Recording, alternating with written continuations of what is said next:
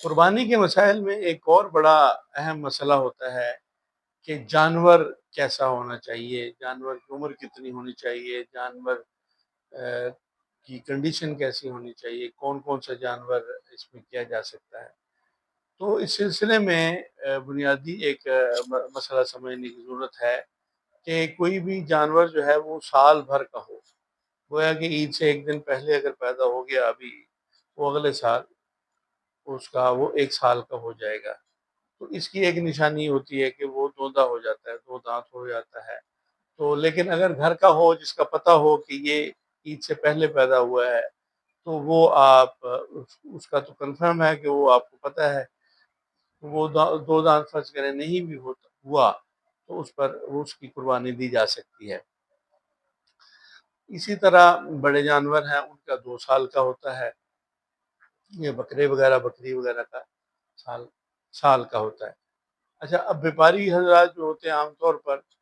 چونکہ مسلمان ویسے تو مسلمان کا کام ہے کہ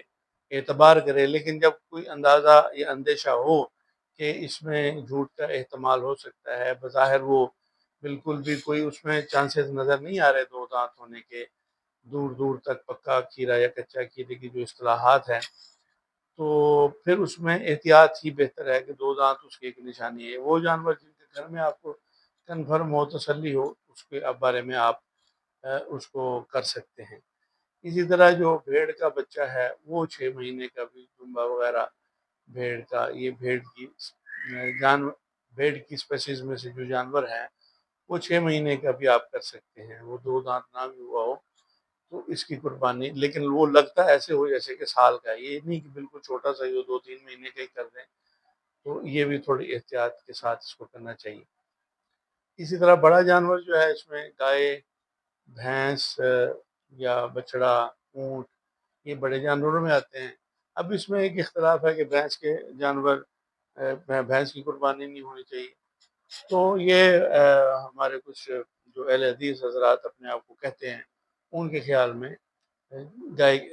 گائے کی ہی قربانی ہونی چاہیے، اونٹ کی ہونی چاہیے، بکرے کی ہونی چاہیے، اور بھینس کی نہیں ہونی چاہیے، جبکہ سارا سال بھینس کا گوشت کھاتے رہتے ہیں۔ تو ایک عموم میں آ جاتا ہے کہ جب ایک جانور حلال ہے اور اس کو سارا سال آپ اس کا دودھ بھی پی رہے ہیں اور اس کا گوشت بھی سارا سال کٹے کا کھا رہے ہوتے ہیں، تو پھر اب قربانی کرنے میں اس کو کیا مسئلہ ہے؟ تو بھینس بھی گائے کی اسپیسیز میں سے جانور ہوتا ہے،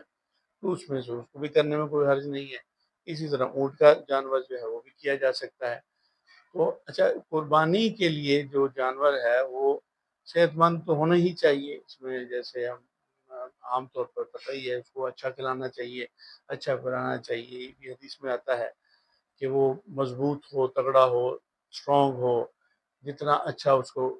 پالا جائے محبت اور خلوص کے ساتھ، اس کے ساتھ ایک لگن، محبت، چاہت ہو جاتی ہے، تو اس کی قربانی کرنا پھر جو ہے جب اس کو قربانی کی جائے تو اس میں انسان کو ایک اس سے جدائی کا ایک دکھ یا غم، وہ والی بھی کیفیت انسان میں ہوتی ہے۔ تو اصل گویا کہ جو قربانی کا مقصد ہوتا ہے وہ اس صورت میں پورا ہوتا ہے۔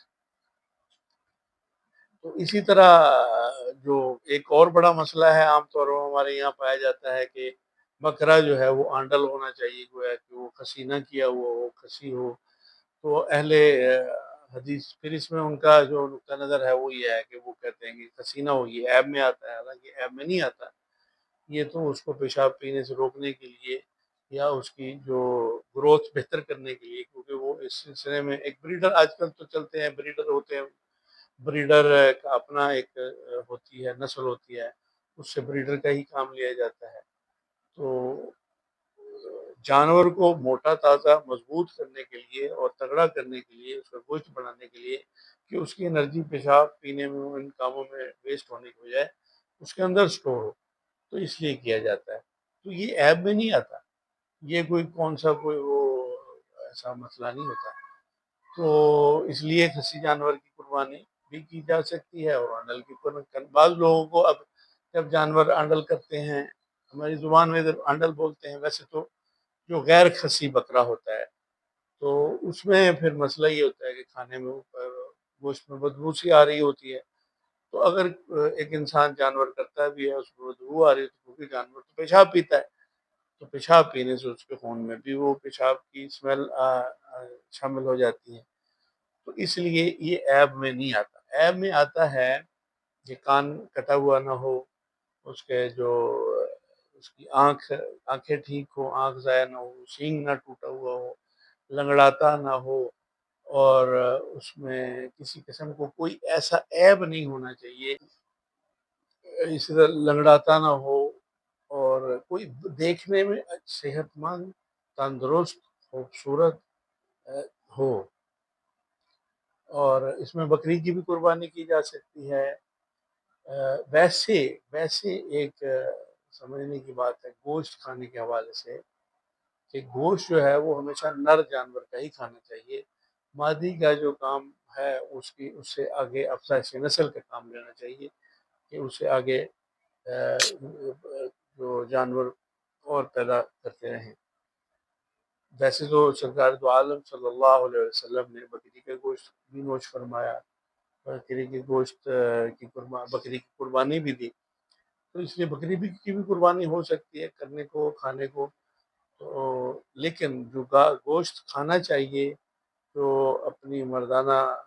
طاقت کے لیے جو یا جسمانی طور پر جو غذائیت جو نر جانور میں مل سکتی ہے وہ مادی میں نہیں ملتی، کیونکہ اس کا جو اسٹرکچر ہوتا ہے، اس کی فزیک ہوتی ہے، اس کا جتنا بھی اس کے اندر سسٹم ہوتا ہے وہ آگے ریپروڈکشن والا ہوتا ہے۔ تو اس لیے یہ بھی ویسے ہی تو اس میں کرنے میں تو کوئی حرج نہیں ہو، کھایا تو دونوں کو ہی جا سکتا ہے، لیکن یہ ایک طبی نقطہ نظر سے ایک ساتھ میں بات تھی، میں نے کہا چلو وہ بھی آپ کو بتا دیں۔